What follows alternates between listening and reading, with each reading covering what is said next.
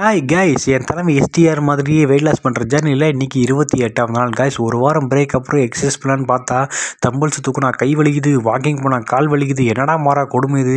இதோட நம்ம எக்ஸசைஸ் பண்ணுறதே ஸ்டாப் பண்ணிக்கலாமா அப்படின்லாம் நினச்சிக்கிட்டு இருந்தேன். ஆனால் அப்போ தான் எனக்கு தோணுச்சு, நம்ம யாரோட ஃபேனு, தலைமை எஸ்டிஆரோட ஃபேனு. அதனால் வந்து நம்ம எதையுமே பாதையில் விட்டுட்டு போகக்கூடாது, ஒரு காரியத்தை எடுத்து அதை முடிச்சே ஆகணும்னு சொல்லி நம்ம எக்ஸசைஸ் தனியாக மறுபடியும் ஸ்டார்ட் பண்ணியாச்சு. இன்றைக்கி காலங்காலத்தில் இருந்துச்சு. தொடர்ந்து 2வது நாளாக காலையிலேயே 5000 ஸ்டெப்ஸ் வந்து நம்ம கம்ப்ளீட் பண்ணியாச்சு கைஸ். நான் 5000 ஸ்டெப்ஸை கம்ப்ளீட் பண்ண சந்தோஷத்தோட வீட்டுக்கு வந்தா வீட்டில் இருக்க எல்லாருமே நான் சும்மா இருக்குன்னு நினச்சிட்டு இருக்காங்க போல. அம்மா என்னடா வீட்டில் சும்மா படுத்திருக்க, போய் கரண்ட் பில் கட்டிட்டு விடான்றாங்க.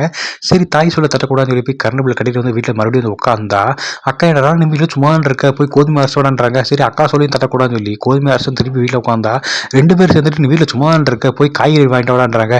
சரி, என்ன பண்ணுறது, சோறு போகிறாங்க, கெடுத்து ஆகணும்னு சொல்லி மறுபடியும் காய்கறி வாங்க கிளம்பியாச்சு.